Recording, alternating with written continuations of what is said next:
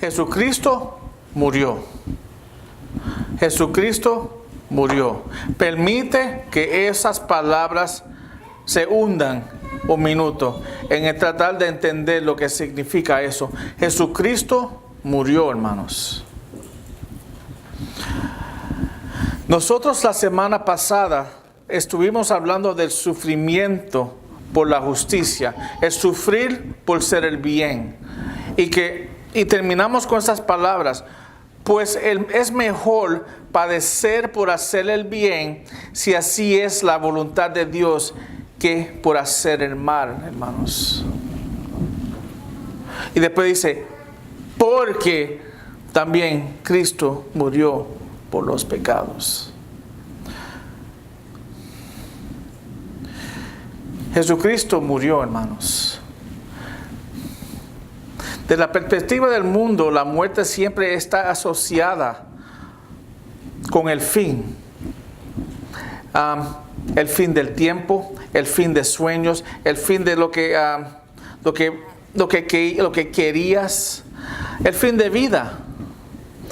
Pero por otro lado, al cristiano, la muerte realmente, en la muerte realmente comienza la vida. En la muerte realmente es donde comienza la vida. Si no fuera por la muerte, no tuviéramos vida. Y otra vez, es algo que el mundo, antes de conocer al Señor, que era algo que no podíamos entender.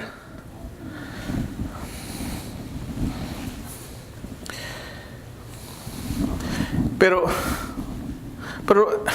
la crucificación, hermanos, de Cristo y su resurrección no fueron el final. Ahí no fue que se acabó, sino que fue donde comenzó la vida eterna.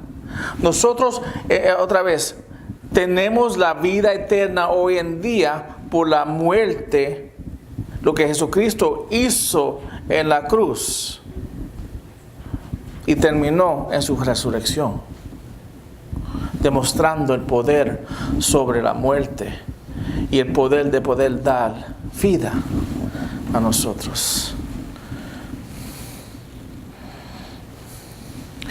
Y cuando estamos bien mirando la parte 17, porque realmente es una continuación del 13 al 17, del sufrimiento. Y él dice que otra vez vamos a sufrir. Entonces, haga lo bueno, aunque sea avergonzado, aunque sea atacado, aunque te cueste la vida, es mejor hacerlo bien, si es la voluntad de Dios, diciendo, el sufrir a veces es la voluntad de Dios en nuestras vidas. A veces Dios lo usa para ayudarnos ¿qué? Crecer en Él, purificándonos, moldándonos, haciéndonos las personas que Él desea que nosotros seamos. A veces estamos evitando algo cuando Dios lo está dejando en nuestras vidas para aprender algo. ¿Entiende? No le tenga miedo. Y después dice, Jesucristo es nuestro ejemplo. Él es el ejemplo que Dios nos dio a nosotros. Dice, porque también Cristo murió.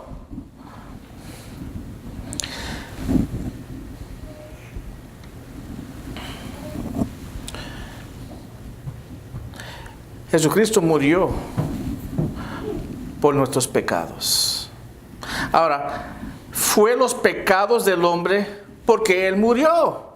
Él murió por los pecados del hombre. Él murió por los pecados tuyos y los míos. Es la razón porque Él murió. El hombre, nosotros éramos éramos pecaminosos por el pecado que entró al mundo en Edén. Hermanos, el pecado se transforma, es imputado de hombre a hombre. Cada muchacho cuando es nacido nace en pecado. Todos nosotros nacemos en pecado. Y lo que pasa con eso, hermanos, es que porque estamos en pecado, no podemos tener una relación con Dios. Estamos separados de la cara de Dios. Nunca podríamos mirar la cara de Dios, hermanos.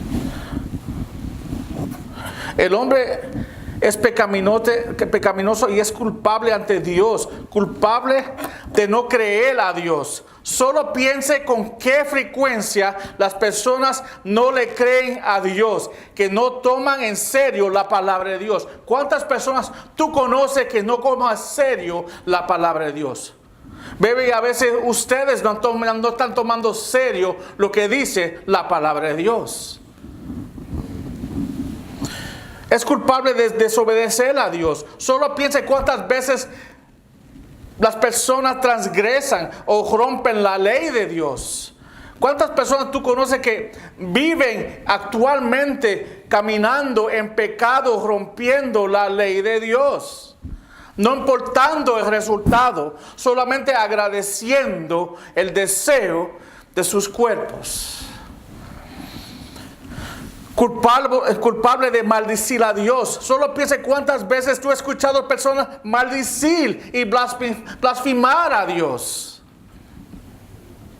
Todos los días. Tú prendes la televisión, hermanos, y ahí está blasfemando y blasfemando cada 2 minutos, hermanos.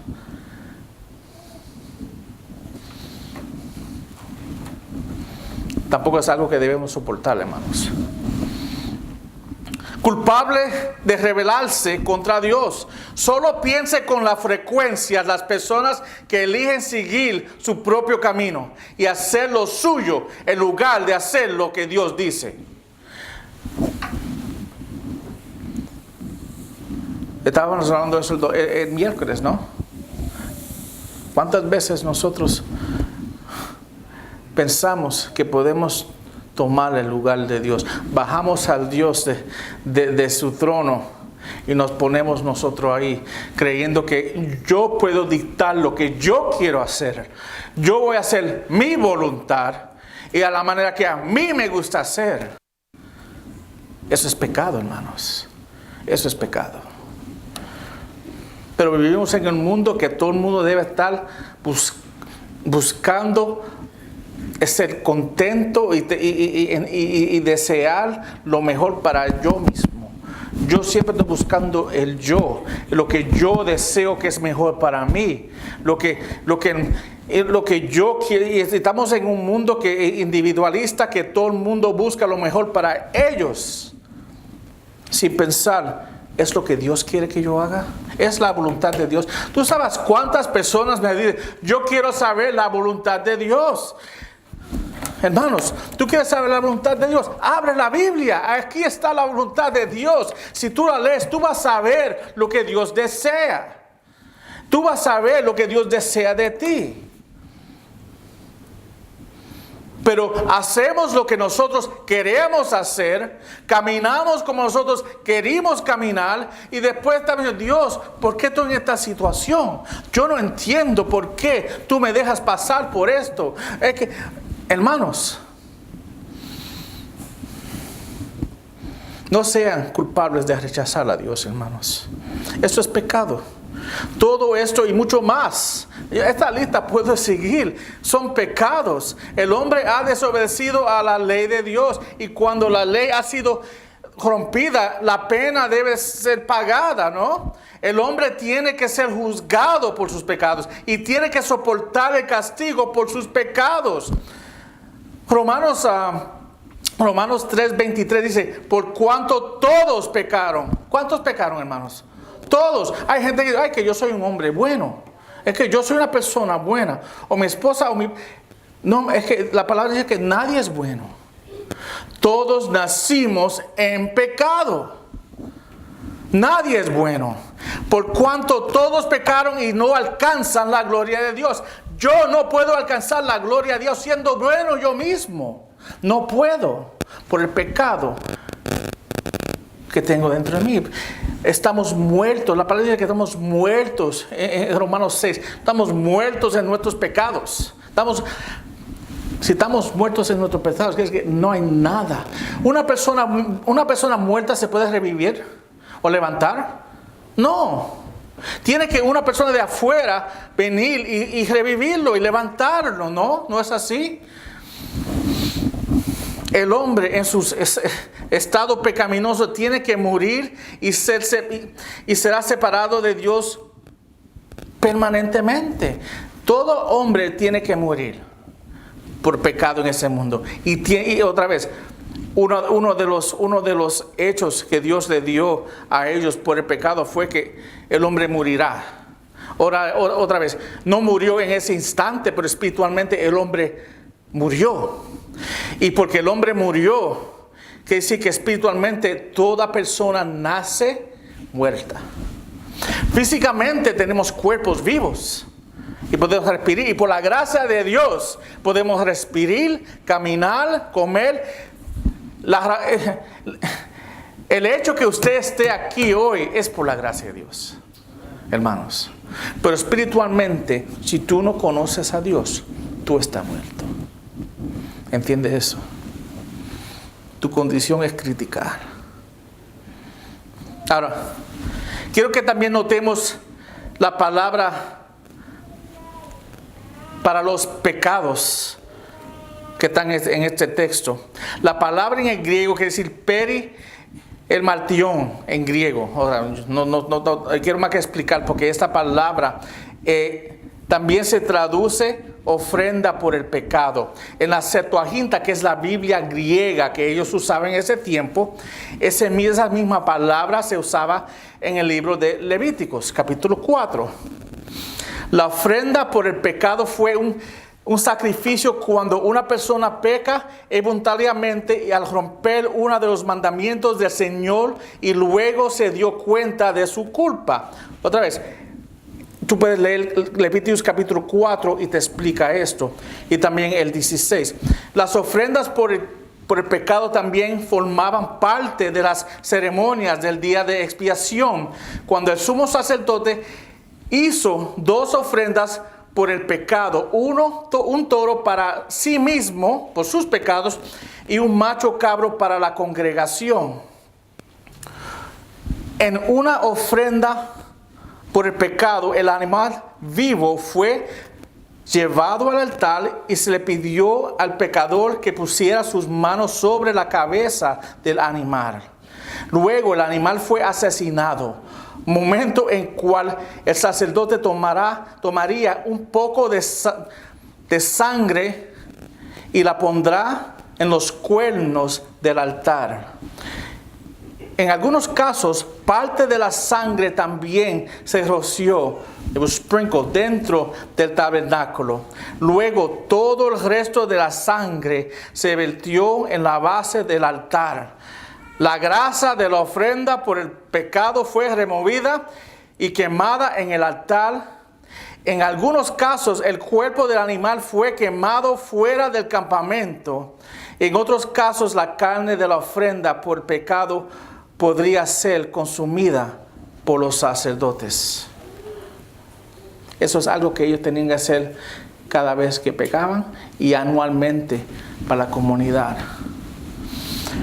No sé cuántos millones, hermanos, de animales. Y no sé, yo creo que leí que ellos mataban cada año por lo menos 500,000 de vacas para sacrificar por sus pecados. Y imagínate eso, tener que matar animal y después matar animal para poder cubrir temporariamente mis pecados. Y para que sepa, eso ni tenía el poder, eso era algo que Dios le dio a ellos para que un recordatorio para ellos, porque los animales no pueden pagar la penalidad de pecados, no tienen el poder. Eso fue un símbolo del Señor que venía en el futuro. Mira cómo dice Romanos 8:3. Pues lo que la ley no pudo hacer, ya que era débil por causa de la carne, Dios lo hizo, enviando a su propio Hijo en semejanza de carne de pecado. No era pecado, en semejanza de la carne de pecado. Y como ofrenda por el pecado, la misma palabra. Él fue una ofrenda por el pecado, condenó al pecado en la carne. Él fue la ofrenda. Jesucristo fue la ofrenda del pecado. Ya no tenemos que matar vacas, hermanos. Ya Jesucristo lo cumplió en la cruz. La sangre de Él fue la sangre derramada que cubre los pecados de cada uno de nosotros permanentemente, hermanos. Él cumplió lo que las vacas jamás pudieron hacer, hermanos. Que fue un cubierto temporariamente otra vez puntando a lo que Jesucristo iba a hacer. Si Jesucristo nunca muriera en la cruz, hermanos, todas esas personas que mataron vacas estuvieran muertos hoy en día. ¿Entiende? Porque la sangre de vaca no salva a nadie. Es la fe que salva. La fe en Jesucristo. Y toda esa sangre estaba apuntando al futuro, apuntando al Señor que venía, que iba a morir en la cruz por nosotros. Y otra vez, no había ningún pecado en Él. Él era el Cordero perfecto, sin una mancha. 1 Pedro 2:22 dice, el cual no cometió pecado, engañó a alguno, sin engaño alguno se halló en su boca.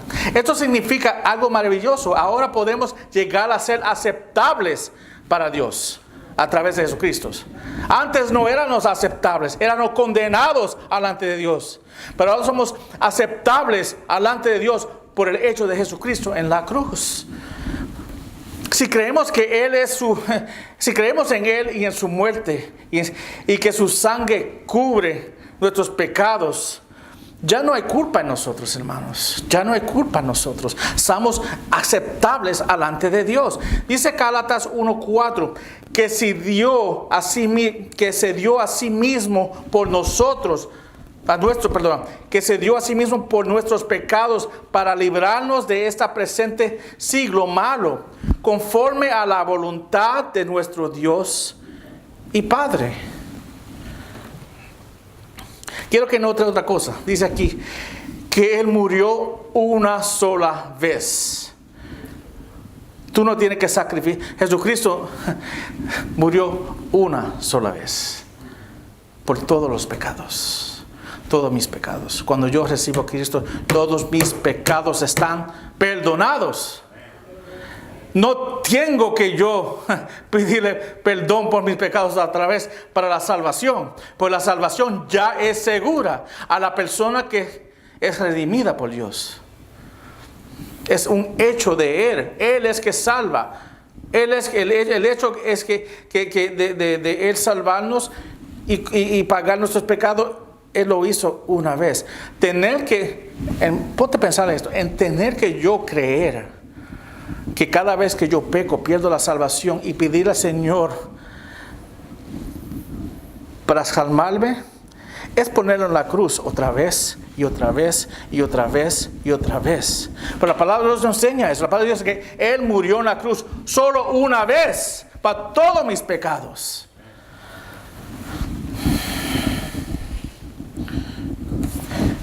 Hebreos 10:12 dice, pero Él, habiendo ofrecido un solo sacrificio por los pecados para siempre, se sentó a la diestra de Dios. Ahí terminó.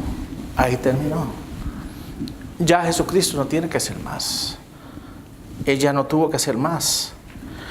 Todo lo que Él tuvo que hacer por nosotros, lo hizo en la cruz. Él murió por los injustos. Dice aquí en el texto 18, sigue diciendo, el justo y por los injustos.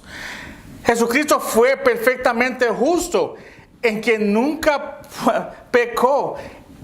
Él es justo. Él satisfizo toda la ira de Dios y tomó el lugar de nosotros, porque era el perfecto. Él era el perfecto sacrificio. Y lo hizo todo para los injustos, para nosotros. Él recibió el castigo. Él sufrió y tomó toda la ira de Dios de fin de traernos nosotros que éramos rebeldes a Dios. ¿Entiende esto? Nosotros somos rebeldes a Dios. El que antes de conocer al Señor, todos nosotros éramos rebeldes a Dios. Una persona que vive en pecado y que puede vivir una vida, otra vez, como estábamos diciendo el miércoles, uno que puede leer la palabra y tirarla atrás. ¿Cómo tú puedes? Es como yo leer lo que dice la palabra. Esto y esto es pecado. La inmoralidad es pecado. Y es como yo coger esto y tirar la palabra atrás y cometer inmoralidad. ¿Entiende? Una persona que no es hijo de Dios es un rebelde y un enemigo de Dios, hermanos.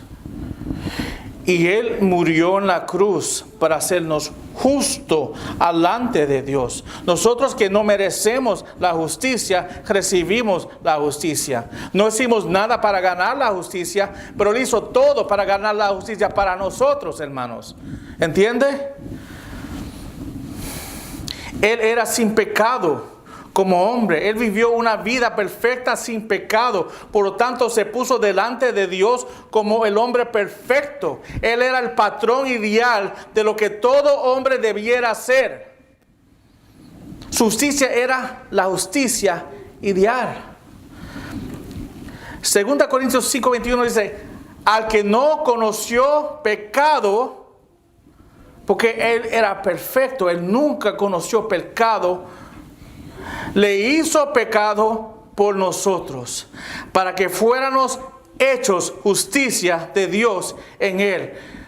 El hombre merece morir y estar separado de Dios eternamente.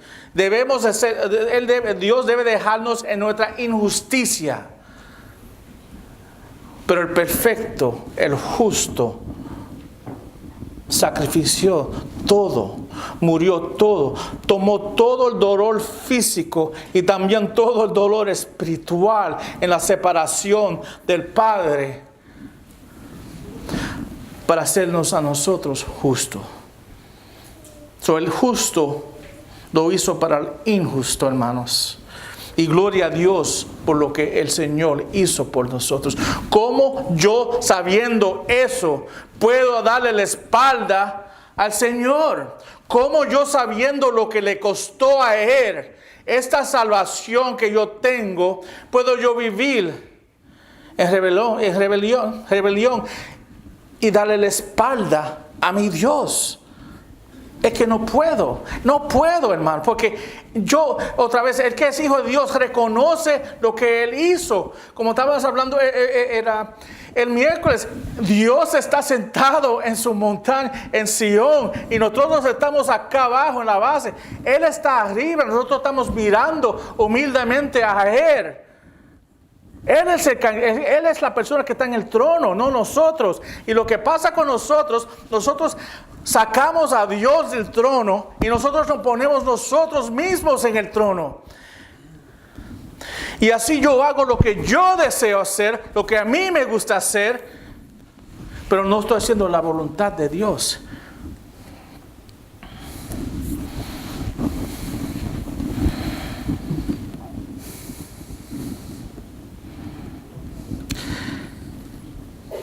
Él lo hizo, hermanos, para que nosotros podríamos ser aceptables a Dios. Pero siempre debemos recordar por qué. Porque Cristo murió por nosotros. El justo murió por los injustos. El sacrificio y su sustituto de su vida por nosotros. Mira cómo lo dice aquí en Isaías 53, 5 al 6. Él fue herido. Y la razón fue por nosotros, por el amor a nosotros. Mas Él fue herido por nuestras transgresiones, molido por nuestras iniquidades. El castigo por nuestra paz, cuyo sobre Él. Y por sus heridas hemos sido sanados. Todos nosotros nos descarriamos como ovejas. Otra vez, todo le damos la espalda. Si no fuera por la gracia de Dios, todos estuviéramos haciendo lo que nosotros le damos la gana, hermanos. Nadie aquí puede decir que yo soy mejor que otro. Porque si no fuera por la gracia de Dios, yo estuviera haciendo lo mismo en el mundo. Todos nosotros descarriamos como ovejas. Nos apartamos cada cual por su camino. Cada persona aquí estuviera caminando por su cuenta si no fuera por la gracia de Dios. Pero el Señor hizo que cayera sobre Él la iniquidad de todos nosotros. Él hizo que la iniquidad mía cayera en Él. ¿Por qué? Porque Él nos amó a nosotros. Eso fue la máxima demostración de amor, hermanos. Otra vez, ¿cómo podemos nosotros no sufrir por Él? ¿Cómo nosotros no podemos tener celo por Él? ¿Cómo nosotros no vamos a vivir por Él y dar todo por Él, sacrificar por Él, estar sirviéndolo a Él, dándole todo a Él, reconociendo a Él en todo que hacemos? Él murió para llevarnos a Dios. El próximo punto. Dice aquí, sigue diciendo el texto 18, para llevarnos a Dios. Cristo murió para llevarnos a Dios. ¿Cómo es nuestro pecado que es lo que separa a nosotros y a Dios? Es el pecado, hermanos, que nos hace imperfectos, inaceptables a Dios. Cuando Jesucristo tomó la culpa de nuestro pecado y murió por nosotros, nuestra pena de muerte fue pagada. En Cristo ya no tenemos que morir o estar separados de Dios. Sin embargo, tenga en cuenta el punto crítico. Somos aceptables para Dios solo en Cristo. No hay otra manera, hermanos, para ser aceptable a Dios. Tenga en cuenta eso, hermanos. No todos están en Cristo. No todos están en Cristo. No todos creen en Cristo. De hecho, la mayoría de las personas maldicen a Cristo. Si vamos a ser honestos, la mayoría de las personas maldicen a Cristo con sus bocas o con sus hechos. Rechazan a Cristo. Por palabra o por hecho. Pocos obedecen a Dios, hermanos. Pocos obedecen a Dios. Pocos creen en el Dios de la Biblia. Pocos ponen su fe en Jesucristo. Hay muchos que se llaman cristianos. Tú le preguntas a la mayoría de Estados Unidos que el 75% de las personas en Estados Unidos dicen que son cristianos. Pero un cristiano de palabras, un pecado de boca. Otra vez, como en el Salmo 50. ¿Cómo es que lo llama el Señor? Los impíos. Ellos son los impíos los que en su boca claman la palabra, pero en su vida están clamando lo que ellos desean vivir. Toman la palabra de Dios y la tiran atrás, viviendo como ellos desean, pero a la misma vez, gloria a Dios, gloria a Dios. Pero en su vida están viviendo gloria a mí, gloria a mí. Pues así es el hombre, desea siempre gloriarse en él mismo. Ten cuidado, hermano, que tú no caigas en esa trampa. Por lo tanto, pocas personas están cubiertas por la muerte y la sangre de Cristo. Pocos pecados han sido perdonados. La mayoría de personas siguen soportando sus pecados y las culpas de ellos. Otra vez, la iglesia no salva, hermanos. Estando aquí esta tarde no te salva aquí. Solo es poniendo tu fe en Jesucristo. Mira lo que dice Efesios 2:13. Pero ahora en Cristo Jesús, vosotros que en otro tiempo estabais lejos, habéis sido acercados por la sangre de Cristo. ¿Ves lo que está diciendo hoy? Que nosotros que éramos lejos, nosotros que estábamos perdidos, estamos ahora ¿qué? Acercados. Otra vez, estamos aprobados ahora por Cristo. Estamos aprobados. Podemos pararnos delante de Dios ahora. Dios antes no nos podía ver y nunca nos podía ver cara a cara.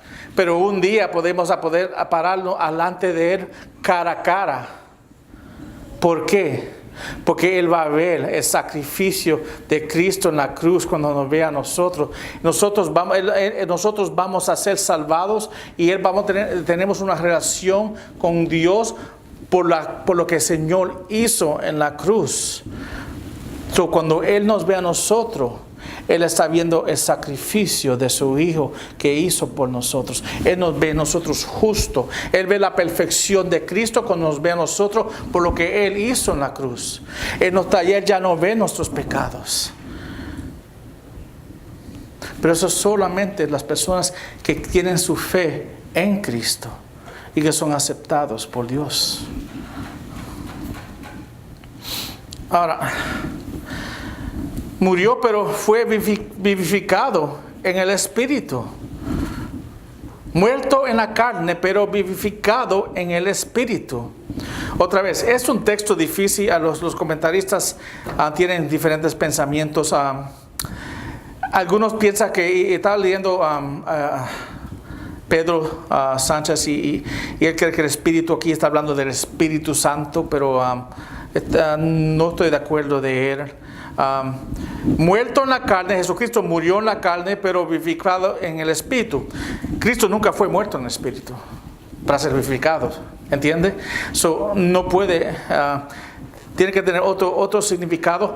Y otra vez, cuando seguimos leyendo en el 19 para adelante, vamos a ver que espiritualmente, durante este tiempo, Él tuvo ciertas conversaciones, declaraciones Él fue triunfante en su declaración de poder tener victoria sobre la muerte. MacArthur dice de este texto, Pedro no estaba refiriendo que el Señor estaba espiritualmente vivo, contrastado a la condición de la carne, cuerpo de Cristo con la de su espíritu. Su espíritu eterno siempre ha estado vivo, aunque su cuerpo terrenal estuvo entonces muerto, pero 3 días después ese cuerpo fue resucitado en un estado transformado eterno. También me gustó lo que dijo Wayne Grudem.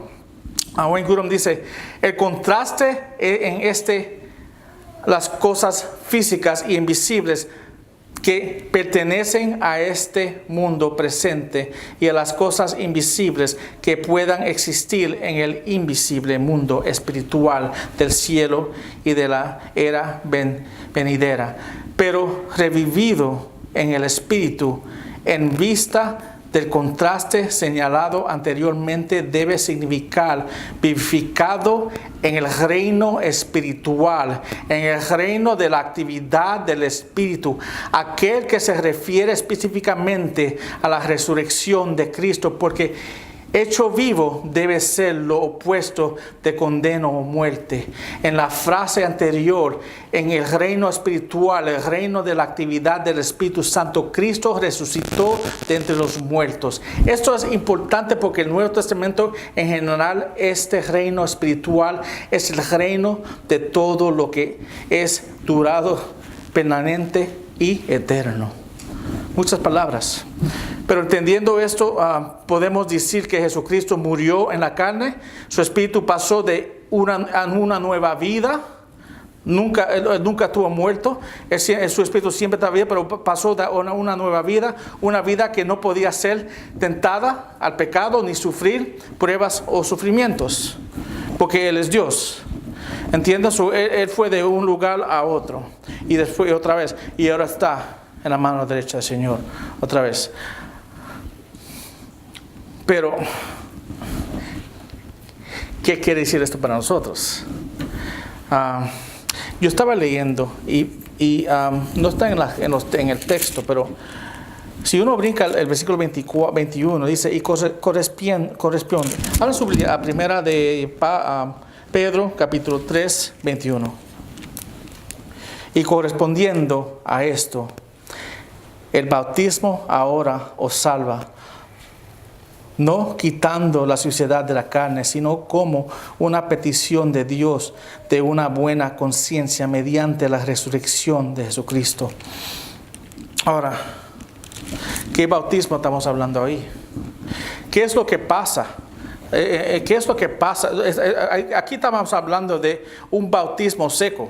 No estamos aquí hablando de un bautismo de agua. No es cuando uno está en el agua y se hunde y se levanta. Nosotros, por lo que Jesucristo hizo en la cruz, pasamos por un bautismo espiritual.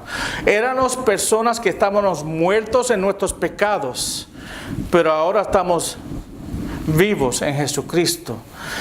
El bautismo de agua para nosotros está representando el bautismo espiritual que Dios hace en nosotros, que nosotros no vemos espiritual. Por lo que Jesucristo hizo en la cruz, yo nací vivo físicamente, pero cuando yo nací de mi madre, yo estaba muerto espiritualmente. Cuando Jesucristo me salvó a mí y Él murió, Él murió en la cruz y resucitó, Él demostró victoria sobre la muerte, y ahora nosotros también podemos ser vivificados en Él. Nosotros cuando recibimos a Cristo somos bautizados en el Espíritu Santo. Queriendo decir que el Espíritu Santo me dio un trasplante de corazón, donde yo tenía un corazón de piedra y me puso un corazón tierno, vivo. Y Él fue el que hizo ese trabajo. Y yo estoy vivo ahora por lo que Jesucristo hizo en la cruz por mí, hermanos. Nosotros estamos vivos, hermanos, por lo que hizo Jesucristo.